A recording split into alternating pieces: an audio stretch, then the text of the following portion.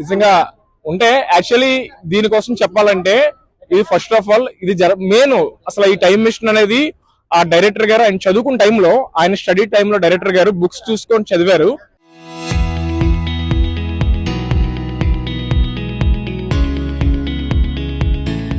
చదువుకున్నప్పుడు దీన్ని ఎలాగైనా నేను ఇన్ ఫ్యూచర్ లో ఎప్పుడైనా ఇది చెయ్యాలి అని ఆయన పట్టుదలతో పెట్టుకొని దీనికోసం ఆయన బాలసుబ్రహ్మణ్యం గారు కలిశారు. బాలసుబ్రహ్మణ్యం గారు కలిసి ఆ ఫ్లైట్ లో ఈయన ఇప్పుడు సినిమా డైరెక్టర్ గారు ఎవరైతే ఉన్నారో అయితే 360 ఆయన బాలసుబ్రహ్మణ్యం గారు ఫ్లైట్ లో కలిసిన తర్వాత బాలసుబ్రహ్మణ్యం గారితో మీట్ అయ్యి దీనికోసం ఎలాగైనా ప్రమోషన్ చేయాలి, దీనికోసం మనం మాట్లాడాలి ఈ మూవీ కోసం అంటే వెంటనే బాలసుబ్రహ్మణ్యం గారి స్టోరీ బాగుంది, నిజంగా ఇటువంటి చేస్తే ప్రజలకు ఎంత బాగుంటది కదా అంటే ఆదిత్య 360 అంటే అప్పుడు అంటే ఆ కాలంలో మనం అనేది ఎలాగెళ్తాం వెనక్కి అనేది ఎలాగెళ్తాం అనేది అప్పుడు చూపించారు. శ్రీకృష్ణ దేవరాయలు ఉంది కదా, శ్రీకృష్ణ దేవరాయలు వెళ్ళేది ఎలాగని బాలకృష్ణ గారు మెయిన్ బాలకృష్ణ గారు తీసుకోవడానికి కారణం ఏంటంటే బాలకృష్ణ గారికి పౌరాణికం అంటే చాలా ఇష్టం.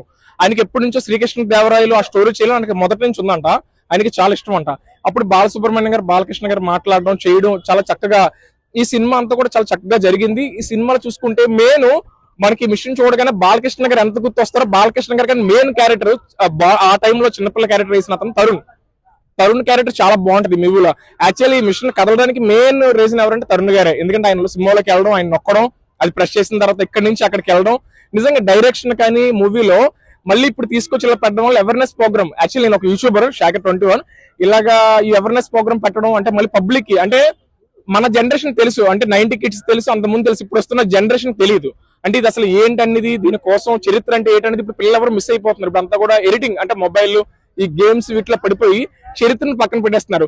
ఇటువంటి ప్రోగ్రామ్స్ పెట్టడం వల్ల ఇటువంటివన్నీ చేయడం వల్ల ఏంటంటే అంటే ఇప్పుడు యూత్ అలాగే చిల్డ్రన్స్ కూడా కొంచెం ఎంకరేజ్ అవుద్ది. అంటే ఇలాగుండిదా అంటే క్రీస్తు శకంలో ఇలాగుండిదా, అప్పుడు ఆ టైంలో ఇలాగుండిదా, అంటే రాజుల పరిపాలనలో ఇటువంటివన్నీ ఓడి కూడా ఇవంతా కూడా పబ్లిక్ కొంచెం అవగాహన వస్తుంది. ఇవన్నీ చేయడం మంచిదే, చాలా బాగున్నాయి. Thank you sir, thank you so much. ఇప్పుడు వెనక్కి వెళ్ళాలి ముందుకు వెళ్ళాలి అట్లా అనుకుంటారు. అవును, మీకు ఈ టైం మిషన్ చూసే ఒకసారి వెనక్కి వెళ్ళాలి కానీ అట్లా ముందుకు ఇంకా అట్లాంటి ఫీలింగ్స్ ఏమైనా కలుగుతున్నాయా?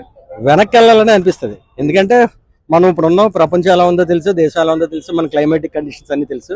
చిన్నప్పుడు బాగుంటది, సో ముందు ఇంకా దారుణంగా ఉంటది. కాబట్టి వెనక్కి వెళ్ళాలనే ఇది చూసినప్పుడు నాకు వచ్చిన ఫస్ట్ ఇదనమాట.